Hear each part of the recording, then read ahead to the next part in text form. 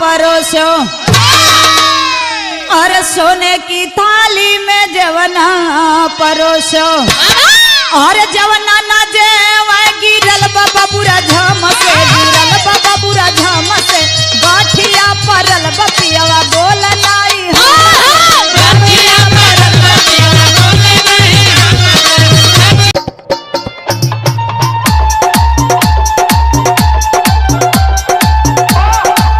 Prajapati mobile centre Devgaon Azamgarh.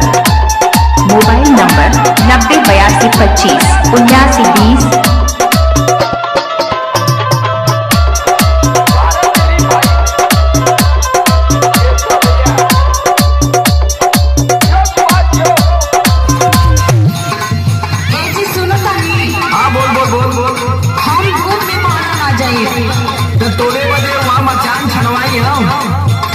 अरे खूब से अंत एलर्जी बना एकदम स्किन खराब हो जाला।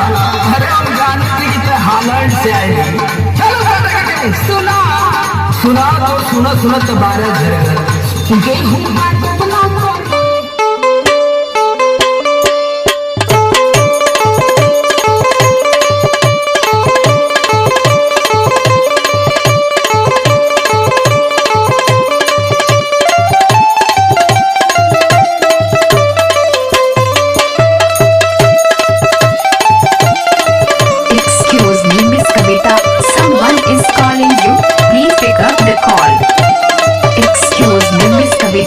Someone is calling you.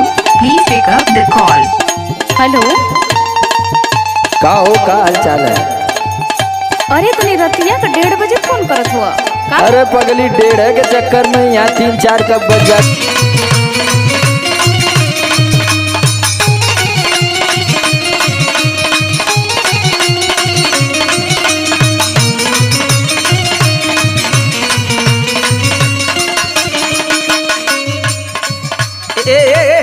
Upendra भाई जीतन उदय उदय चंद्रित भाई। अरे माले मंगल भाई देखा जा रे गजब टॉप कमाल दिया रे भाई गजब। तुम लोग हमको देखकर कुछ कह रहे हो क्या? अरे नहीं मैडम तो के बोले कि हमने कहीं मत कहा बा। हाँ तो कुछ बोलना भी मत। नहीं नहीं आप जाइए, हम लोग आपको नहीं बोल रहे हैं। ठीक है हम जा रहे हैं। गईली हो कुछ कोई नहीं का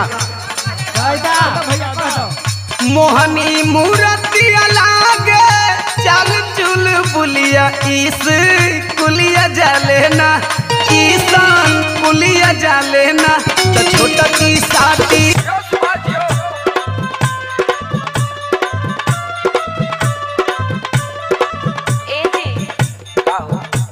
अरे बाप रे इतना गर्मी लगता पूरा शरीर ये पक गइल बा। एगो बात कही, अरे तो आंगनबाड़ी के पाउडरवा खत्म हो गल का? सुना ना एगो बात सुन ला। सुनावा। सूट सलवार रजाऊ साड़ी चुभे ना कमरिया में।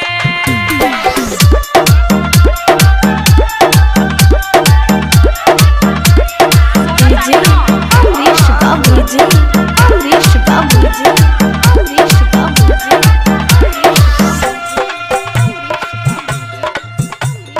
सूट सलवार रजाऊ साड़ी चुभे ना कमरिया में।